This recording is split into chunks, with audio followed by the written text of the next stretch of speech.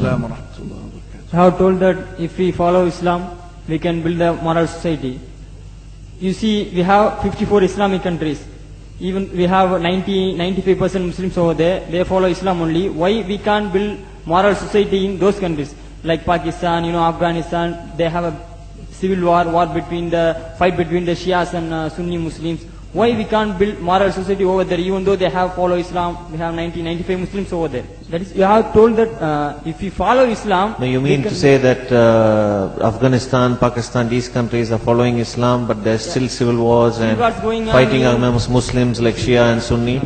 Why you are asking? We can't build moral society over there, even though we have 90%, 95 Muslims over there? First of all, Pakistan is not following Islam. Are you joking? I'm saying not Pakistan have 90% Muslim. Muslim means follow Islam. But Muslim, what Muslim? What Muslim? I remember 15 years ago, it's not today and I heard it's worse, 15 years ago I remember going to a wedding in Pakistan. A wedding where men and women were mixing freely. Where the bride was dancing on the stage with all the male members of the family dancing on the stage. I am sure somewhere around, we probably hidden in a corner then, but I hear now it's open drinking alcohol. What Muslim are we talking about? This was 15 years ago. Now I hear it's even worse. Oh yes, their Islam. When the bride and the groom are walking to the car, they're holding the Quran over their head for blessing. That Islam? That's not Islam. What Islam is that? That's exactly the thing I'm talking about.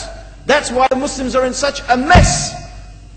Because of this nonsense, this hypocrisy, actually they are insulting the Quran by doing that.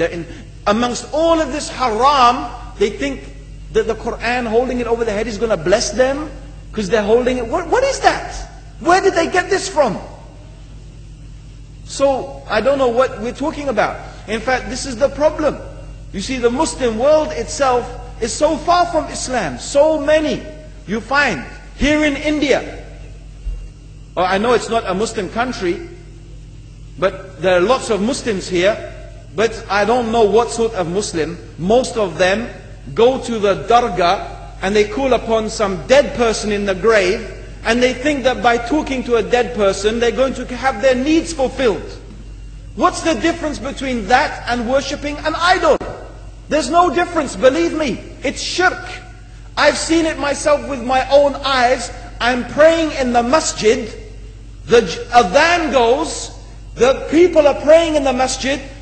And the people in the dargah are not coming to the mosque to pray. They're still going around the dargah and making all their whatever the things they do. What's that? That's not Islam. You go to many countries. You find Pakistan, you want to see Islam in Pakistan. You know, in England, in every street corner we have a pub. You know what's a pub? You know what's a pub? Like a bar, you know, a place where you sit and drink alcohol. Yeah? Yes? In Pakistan, believe me, they have something worse than that.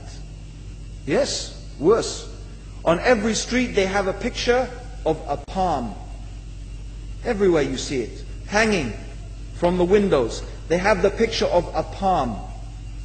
What's that advertising? Something worse than drinking alcohol. An invitation to disbelieve in Allah, that they're going to read your hand and tell your fortune. Shirk. It's shirk.